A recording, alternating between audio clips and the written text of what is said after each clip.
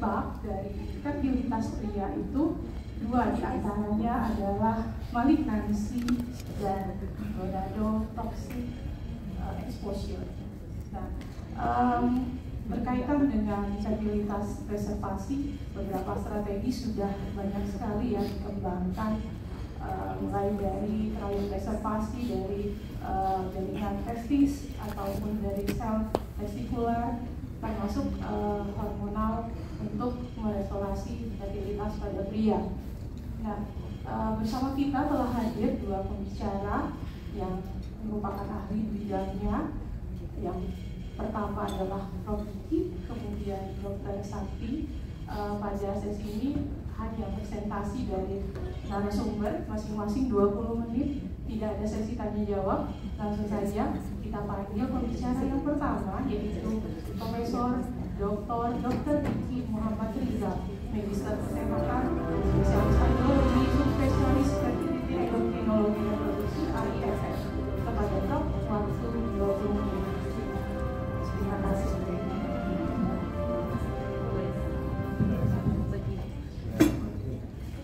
Assalamualaikum warahmatullahi wabarakatuh.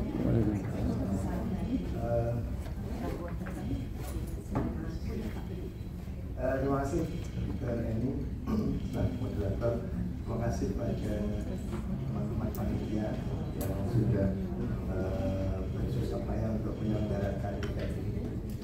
Saya merasa berhutang pada seorang guru kita, Dr. Subsang Rohadi, spesialis urologi. Beliau yang pada waktu awal-awal dulu meminta saya untuk bergabung mencetuskan ide tentang preservasi sperma pada kasus-kasus kanker. Tapi beliau sudah wafat sebelum sempat ada upaya dari Rumah Sakit Sasito dan Klinik membentuk Pokja khusus. Jadi saya kira Dr. Ida, Dr. Sarah, Dr. Agung mungkin hutang-hutang ini bisa kita tunaikan ya. Kalau itu memang terkait dengan preservasi baik pria maupun wanita. Baik, mari kita memulai dari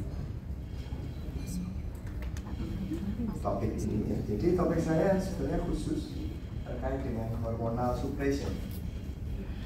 Nah, ini bukan sesuatu yang tanda petik bisa dikerjakan oleh semua tenaga medis maupun tenaga kesehatan ya.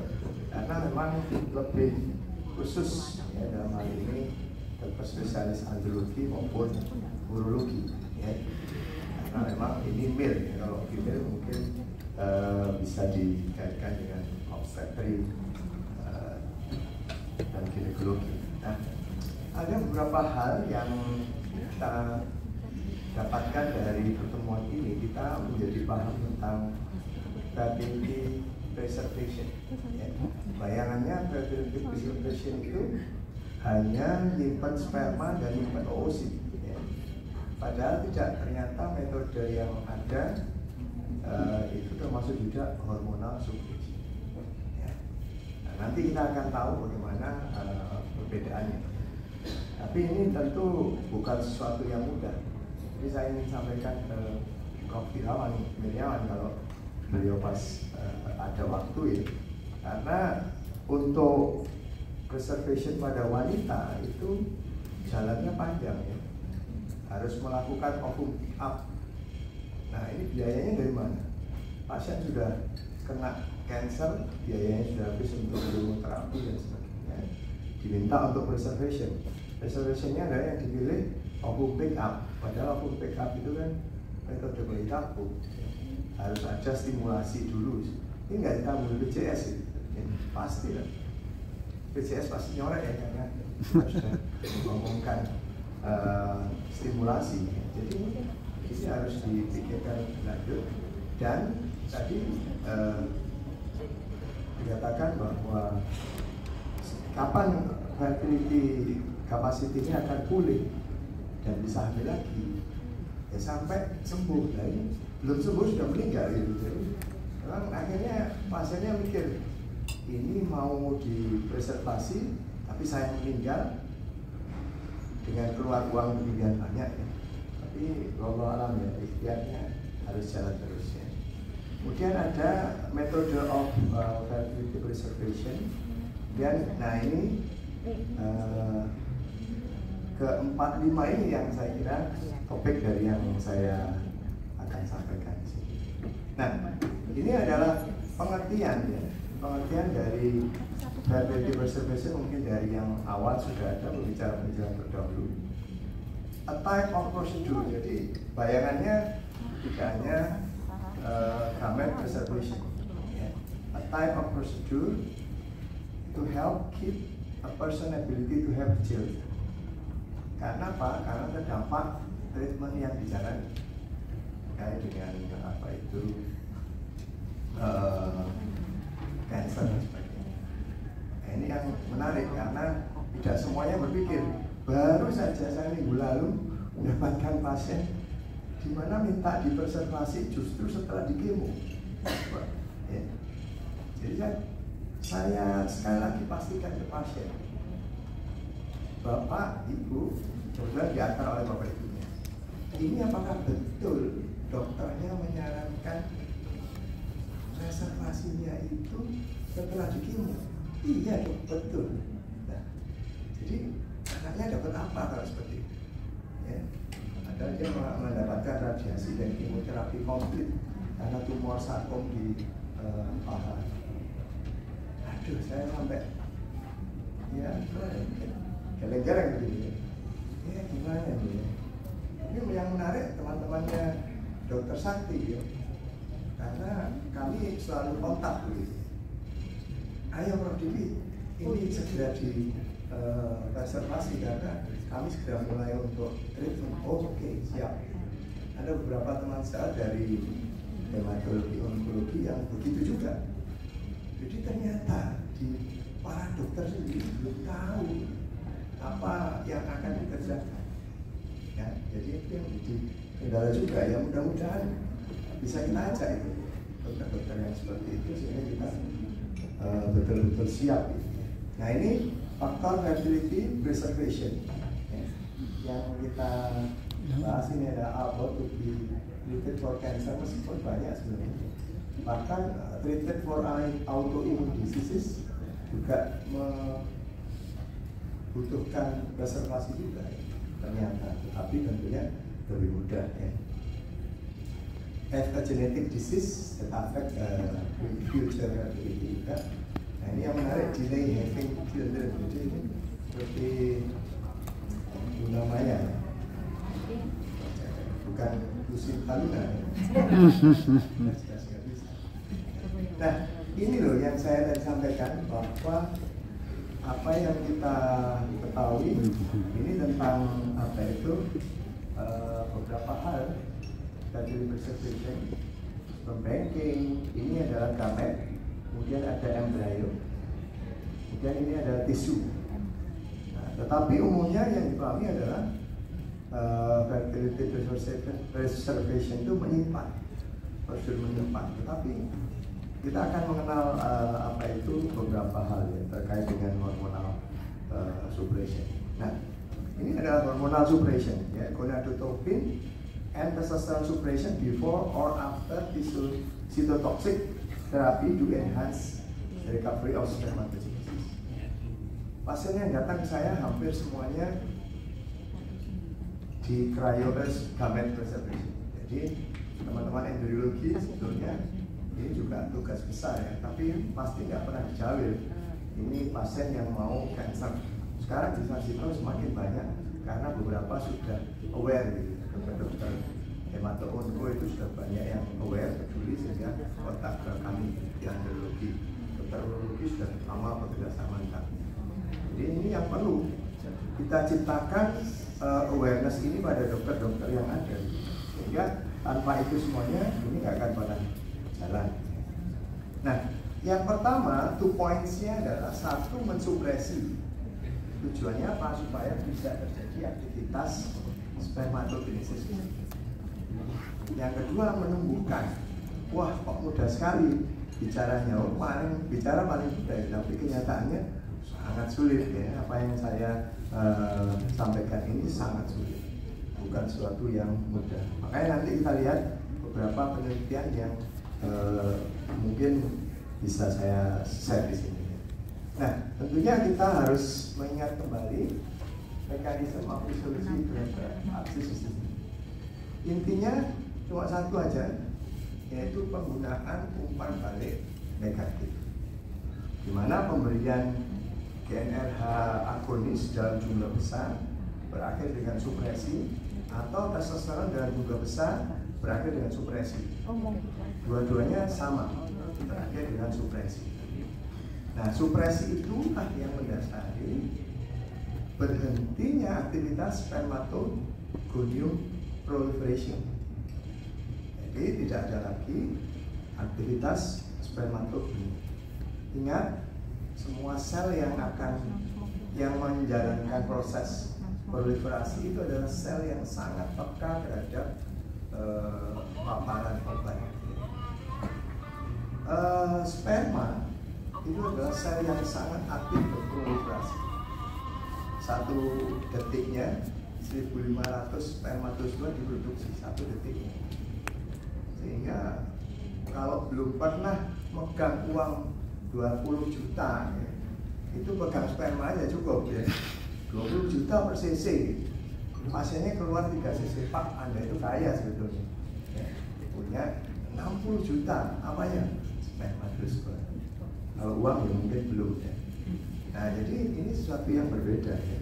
Nah, ini yang tadi saya sampaikan. Yang kedua, yang berikutnya yang perlu dipahami selain hormonal suppression ini, giving a large amount ya, and or long term therapy of hormone.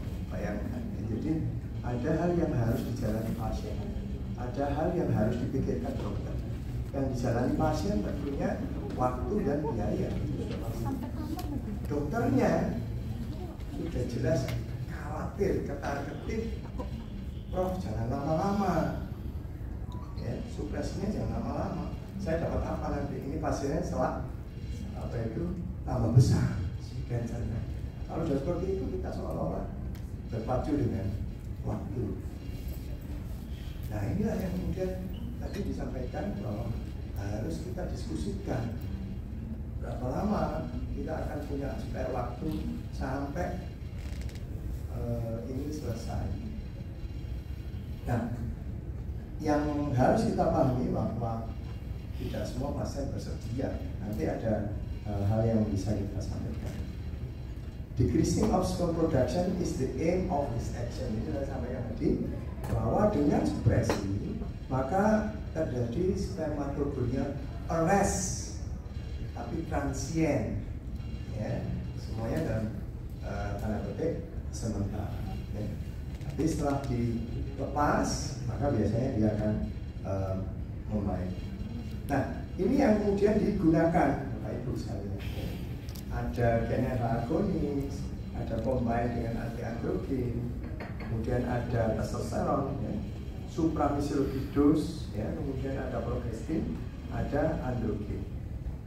Kami di androgen nomor 3, 4, 5 itu beberapa kali menggunakan, tapi dengan tujuan yang berbeda.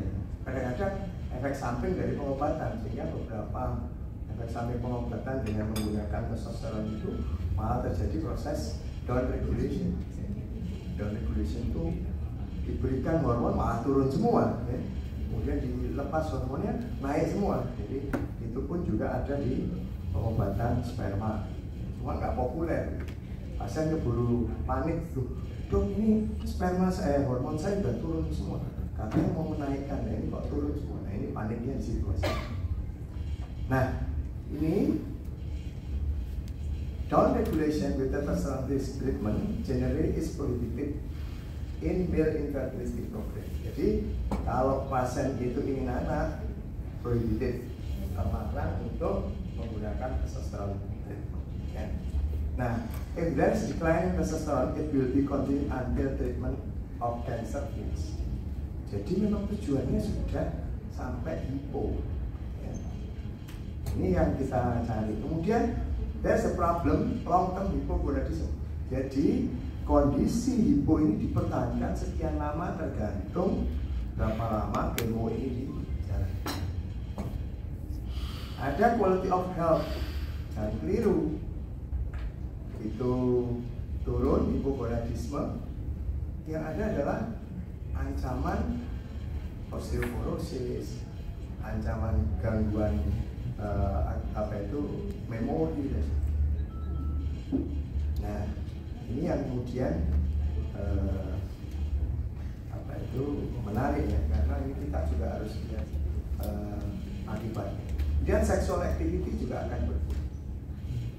Nah, ini yang kemudian harus kita perhatikan betul. Nah, ini sebetulnya worth it enggak sih dengan hormonal suppression? Yang saya pelajari di sini hanya 1 dari 7 studi yang menunjukkan positif, yaitu dengan down regulation menggunakan testosteron. Nah, ini cancer treatment with chemotherapy, ini adalah gonadotropin, dan more than 1 years ya. Saya punya pasien sudah kemo 5 tahun yang lalu, nggak pulih sama sekali, nggak pulih, masih bagus, masih. Ya, saya dengan Dr. Upi itu ya nantinya akan menggunakan itu untuk pasien-pasien yang di terapi cancer juga, karena nanti pusat studi cancernya juga akan kita dorong untuk preservasi ya Dr. Upi ya nantinya. Semoga terwujud sarjito iya di luar tahun misalnya juga. Nah, ini gawat karena sudah 1 tahun kita awalnya sudah memberikan motivasi, ini akan kita akan upayakan membaik, tapi ternyata enggak juga. Nah, ini janji kosong sebetulnya ya, jadi ini yang harus kita hadapi. Bahkan testicular atrofi juga mungkin terjadi, buru-buru bagus malah atrofi ya. Kita lihat di sini, ini yang bawah ini ya, yang terakhir ini cukup bagus ya, menggunakan testosteron. Tadi Dr. Sumaki dengan Ciklophosphamide menggunakan testosteron ini. Tadi yang saya sampaikan down regulation, saya beberapa kali juga menggunakan, tetapi tidak terlalu sering karena pasien juga sangat sensitif terkait dengan penurunan testosteronnya, keluhannya macam-macam. Nah, ini yang kita bisa lihat ya, bahwa cancer effect sendiri nggak main-main ya. Kita menjalankan ini ya, misalnya menjalankan program dengan medroxyprogesterone MPA ini, pasien digunakan MPA ini selama sepanjang dia di terapi. Itu pasti testosteronnya rendah. Testosteron rendah itu beberapa itu mengalami hal-hal yang sama ya dengan wanita yang di letrozol itu, badannya sakit-sakit dan sebagainya. Karena testosteron itu digunakan untuk memelihara fungsi otot. Nah, ini yang kemudian pasien juga, pokoknya banyak lah ya. Nah, ini ya, jadi ini juga akan sampai pada pasien-pasien tersebut. Nah, intinya semuanya akan membawa konsekuensi yang tidak bagus. Di sini kita bisa lihat berapapun dosisnya, dan di manapun letak radiasinya, itu akan kena ke testis. Bahkan di tempat radiasi yang agak jauh sekalipun 19% dapat mengganggu testicular function. Nah, ini yang menarik ya. Terus bagaimana dengan kanker yang lain? Belum ada penelitiannya. Kanker nasofaring pakai kemoterapi dan sebagainya, belum ada penelitian. Ya karena pikirannya nasofaring jauh ya, ininya baik-baik saja. Nah itu ya, jadi ini yang bisa kita waspadai. Kemudian ada fragmentation DNA pada sperma yang nggak pulih dalam 2 tahun, meskipun tanda petik mungkin yang dilakukan adalah treatment yang ringan ya. Ini perlu diwaspadai, jadi jangan janji yang PHP gitu ya. Nah ini sebab beberapa impactnya ya, saya lewati saja. Nah, surgery gimana? Surgery sama, begitu surgery kena sarafnya, akhirnya timbul sexual dysfunction. Sama, jadi kalau nggak terapi, kemoterapi atau radiasi, akhirnya surgery juga kena syaratnya juga harus kita waspadai. Ini semuanya terkait dengan sexual dysfunction sampai ke kualitas hidup dan lain. Nah ini yang tadi saya sampaikan, ya. Ini kita lihat di sini, pasiennya sendiri punya problem, ya. Kemudian providernya sendiri tadi lack of knowledge, ya. Dokter yang ngirim ke saya tadi setelah pasien di kemo, ya saya mau apa? Ya. Ini dokternya. Kemudian institusinya tidak punya infrastruktur. Seharusnya di semua yang menyelenggarakan bayi tabung punya institusi, punya pokja ini sebenarnya. Kita dorong nanti bahwa ini harus ada, terutama yang melaksanakan cancer treatment gitu ya. Harusnya ada. Tapi kalau yang nggak ada cancer treatment, diupayakan gamet preservation itu lebih mudah, tapi ada agreement bahwa gamet itu bisa dikirim ke center-center bayi tabung yang ada. Ya, jadi itu bisa melengkapi. Nah ini apa itu Dr. Sakti ya terkait dengan onkomikro TC.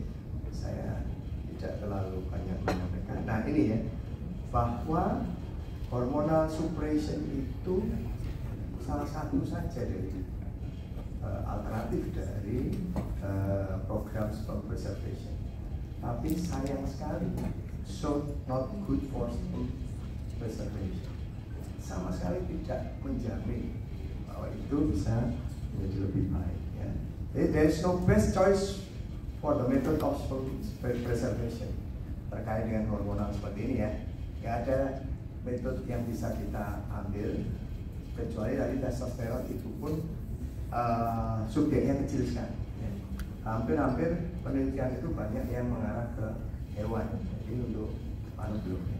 Nah yang penting kita yang terakhir ini bahwa the increasing of sperm quality is needed prior to preservation, especially for abnormal sperm. Jadi saya pernah mendapatkan pasien itu dari teman saya dokter ya, yang putranya mau di kemo. Setelah saya minta analisa sperma kemudian lanjut untuk program, ya lanjut untuk program. Nah, kok ternyata spermanya itu oligoastino teratospermia berat. Aduh, nah ini sudah begini, kemudian di cancer treatment kita dapat apa? Pasiennya kasihan. Kita mau minta waktu dan nggak memungkinkan. Ini sudah harus segera di terapi. Makanya kalau memang masih memungkinkan, ayo dikonsultasikan lewat satu tim sehingga tidak ada lagi apa itu ketidaktahuan, sehingga pasien-pasien ini mendapatkan pelayanan yang tepat dalam rangka kesuburannya. Saya kira itu mudah-mudahan semuanya menjadi lebih jelas, semuanya menjadi lebih aware terhadap kondisi yang ada sekarang ini. Dan semoga apa yang saya sampaikan bermanfaat. Terima kasih. Assalamualaikum warahmatullahi wabarakatuh. Waalaikumsalam.